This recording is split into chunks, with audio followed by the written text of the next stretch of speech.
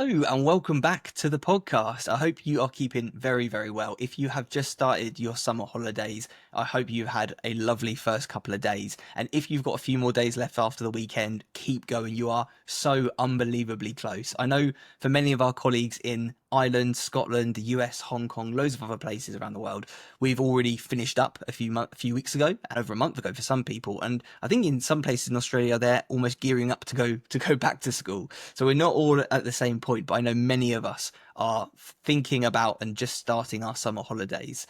What I want to focus on with you today is something that I think is really, really important at this time of year. And it's looking at how we can go into the summer holidays with a really positive mindset, a positive thought process, and almost positive memories about what has been over the last academic year. Because what can happen, and we're going to explore this a bit more in a second, we can start the holidays and be absolutely exhausted. There's actually not a word, I call it teacher tired, but there's not actually a word in the dictionary that can describe that level of mental, emotional, sensory, physical overwhelm and exhaustion that we face as teachers and school staff. It ironically is quite often not caused by the teaching part of it at all. But there's no word that describes that level of depletion that we face. And I've been hearing this, of course, as I do every year, so much over the last half of the summer term. You know, for so many of us, a good night's sleep just isn't going to quite cut it. And the reason is that there are lots and lots of reasons why we feel this exhausted, why we feel this depleted. The first one is that adrenaline overload, and that chronic cortisol build-up, particularly the adrenaline though. Teaching is a full job. We are always required to be on. We're often, almost every day, required to be hyper vigilant, and our bodies respond to that prolonged stress by releasing those chemicals, the adrenaline, the noradrenaline, the cortisol, and it primes our bodies for survival amidst that threat that we are facing. And in the short term, that's not really a problem. Particularly with cortisol, it does its job. We deal with the stressor. The cortisol does its job of bringing us back down, and we regulate ourselves, and that's okay. But in teaching, the stressors often don't go away. And we know that with adrenaline, we can get that chronic build-up, and that can lead us to that state of constant alertness, and that drains our energy reserves, and it stops us from being able to switch off and relax. And if we don't manage that adrenaline, we can often experience insomnia, a loss of libido, weight gain or weight loss, fluctuations in appetite, hair loss, so many other negative physiological and psychological effects as well. So that's just one piece of the puzzle. The second thing is that idea of thought fatigue. So you know that thick fog of overwhelm. You can't quite think clearly, even about some of those most simple decisions. For example, do you want pizza or do you want pasta for dinner? It feels like you're being asked to make almost an impossible, a life-changing decision. And that decision making, that problem solving, the constant multitasking that we do as our bread and butter as teachers builds up over time. You've heard that statistic about us making more minute by minute decisions than the brain surgeon, right? But the truth is our brains, they can't actually multitask. They can only task switch. That term multitasking was actually coined in the 60s, and that referred to computers performing more than one task at a time, something that computers are still not amazing at. And our brains aren't great at it either, because we're not built to task switch. We can't flick between things very well at all. And that continuous cognitive overload results in that thought fatigue. Our mental processes start to slow down. We end up making smaller jobs and decisions feel really overwhelming because we don't have the resources. We're depleted. We don't have the resources to make them. And the third thing is that perpetual patience. Managing a classroom, managing maybe a department as well, even a school potentially, and a school staff. That requires what feels like sometimes a seemingly endless amount of patience. And unfortunately, that's the one thing that we can't create. We can't create time. We can't create patience. And although it seems really simple, patience is actually a really complex process, and it uses up different parts of the brain. It uses up our prefrontal cortex, our amygdala, the striatum, loads of other different places. And it relies on really important chemicals in the brain, like dopamine, serotonin, some of the ones that we talk about quite a bit. I'm just getting tired thinking about all of these ways that we are tired. And whether it is the challenging behavior or the supporting the struggling children, or maybe it's navigating those never-ending expectations of parents and colleagues, or it's that need to remain calm and composed. Whatever it is, it's absolutely knackering. That perpetual need for patience gradually, gently chips away, sometimes not so gently, chips away at our mental energy and our emotional resilience. Number 4, then, we've got that trickle-down trauma. And this is one we don't often give ourselves credit for. We absorb the emotions in our environment. Something that we know all too well as people working in education and working with children.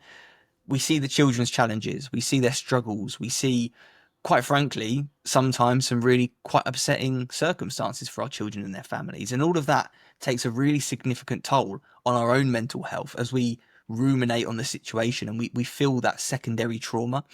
And secondary trauma stress is actually really closely linked to things like PTSD. And it can leave us with intrusive thoughts. It can leave us with emotional numbness. We can feel more anxious. That trickle-down trauma just adds another layer to our emotional exhaustion, which is number 5. Emotional exhaustion.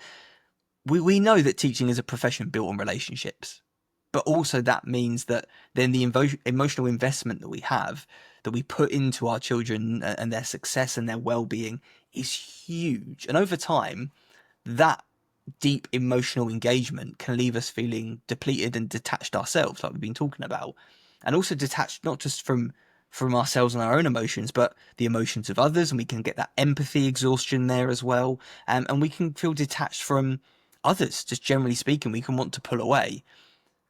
And it's really, really sad, but so many of the conditions that we face every single day as school staff, the lack of control, the last minute changes, the insufficient rest, the lack of emotional recovery, these circumstances can exaggerate these symptoms and make our recovery even more challenging.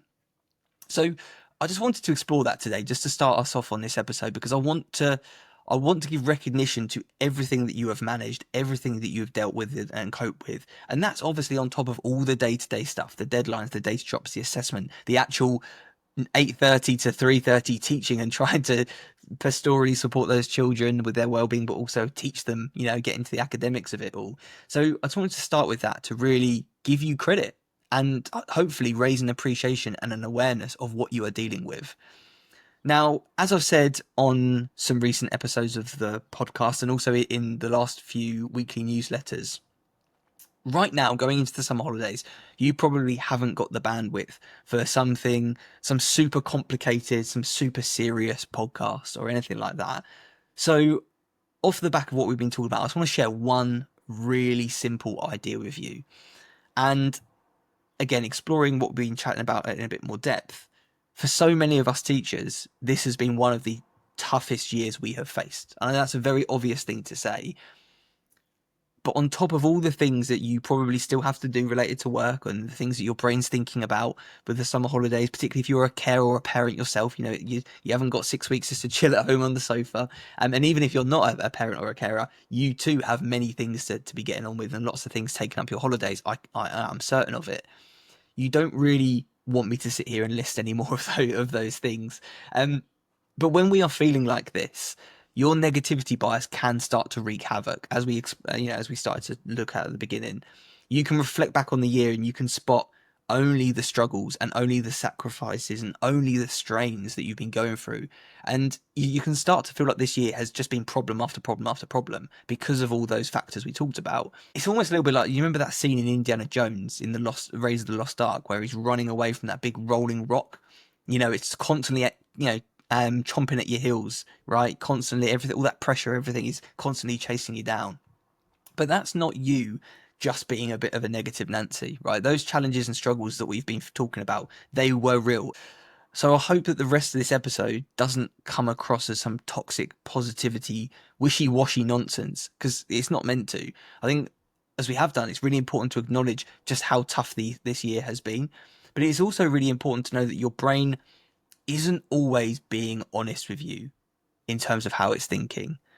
We don't always see things as they actually are. Rather, we see them as our brain thinks they are. You have on average about 60 to 80,000 thoughts per day, and around 70 to 80% of those thoughts are negative. And that's thanks to something we've talked about before, that pesky little bias known as the negativity bias. And on top of that, on top of those negative events or those negative thoughts that you're experiencing, those events will have 2 to 3 times the psychological impact of positive ones. And as if we needed something else to make this more complicated, we also tend to train our brain's bouncer, as I call it, the reticular activating system. It's the part of the brain that decides what gets into our consciousness and what doesn't. And we train our brain's bouncer through what we choose to focus on. So we've got this negativity bias pointing out the negatives, right? We're having 60 to 80,000 thoughts per day. 70 to 80% of them are negative. We then give more weight. We experience more of a psychological impact from the negative than the positive. And we train our brain to look for what we focus on. So we're training our brain further to focus on the negative events and thoughts. So we're actually reinforcing this negative feedback loop every time we allow that bias to take over, which is really, really hard. So the rest of this episode is going to be looking at what we can do about it and how we can use the start of this summer holiday to end the academic year feeling really, really positive, feeling like we've had a great purpose, and dare I say it, even feeling proud of yourself for what you've achieved this academic year, because as we're going to look at, there are absolutely things to celebrate and achievements to be proud of. First thing we want to do is remember that you're not stuck in this cycle. If you're feeling really drained and really depleted and negative about this academic year, you don't need to stay stuck in those emotions and thoughts. With a little shift, you can change how you approach your thoughts. And by doing that, you can begin to break free from that negativity loop that you might be experiencing. So I'm going to run through with you 3 really simple strategies that you can use to end this year on a high and start the summer holidays feeling really, really accomplished with everything you have achieved this academic year. So the first thing I want you to do is to think about pressing pause. And I know that is unbelievably difficult. You're very, very busy, even at the start of the holidays. I really do appreciate that. But even if it's just for 5 minutes, if you take that moment to pause, you can completely shift your mindset. And that's the least you deserve. You deserve to go into the summer holidays feeling positive about what has just been. That doesn't need like a mind altering meditation or some grand mindfulness session or anything like that.